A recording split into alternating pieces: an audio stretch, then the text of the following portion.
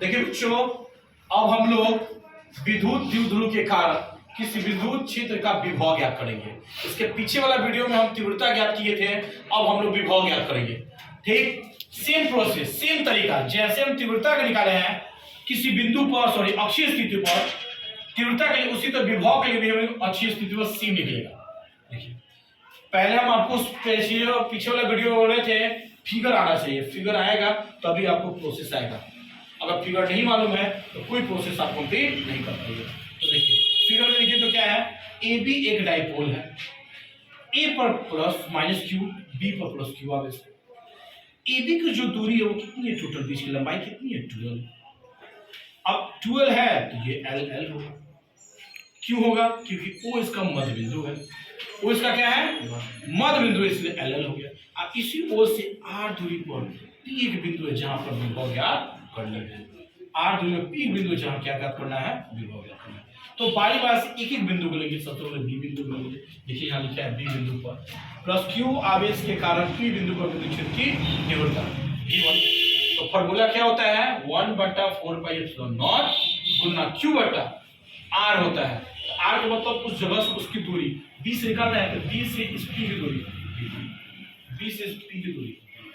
अब बीपी का मान देखिए, 10 का 10 बीपी का मान देखिए, ओपी में से ओपी अगर घटा दे, ओपी में से ये ओबी घटा दे तो बीपी आ जाएगा। ओपी का मान दिया है, ओबी का मान दिया है। सेम प्रोसेस जो बी के लिए किया है वही काम अब ए के लिए करेंगे।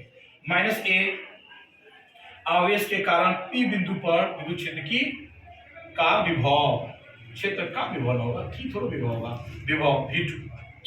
ये ए बिंदु पर है, जो प्रोसेस ऊपर वाला है वही प्रोसेस नीचे हुआ है, लेकिन इसमें ए बिंदु से निकाला जा रहा है इसलिए यहाँ एपी लिखे हैं।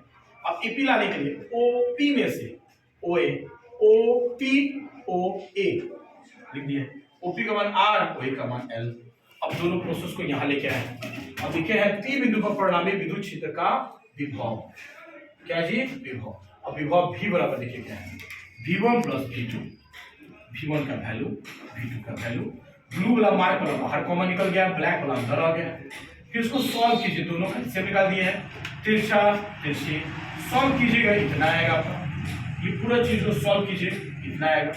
अब ये देखिए Q 2L किसके बराबर होता है, P के वैल्यू के बराबर होता है, किसके बराबर होता है, P के बराबर होता है। यहाँ लिखिए यही अच्छी स्थिति का क्या है, व्यंजक है, यानी विभव का जो अस्थिर स्थिति का व्यंजक है यही है।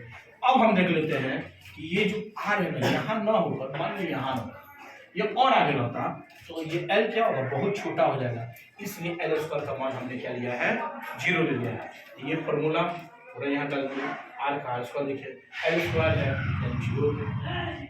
अब बचा कितना, ये बस हो गया। थैंक यू, बस थैंक यू। लाइक कीजिए और सब्सक्राइब कीजिए। Thank you.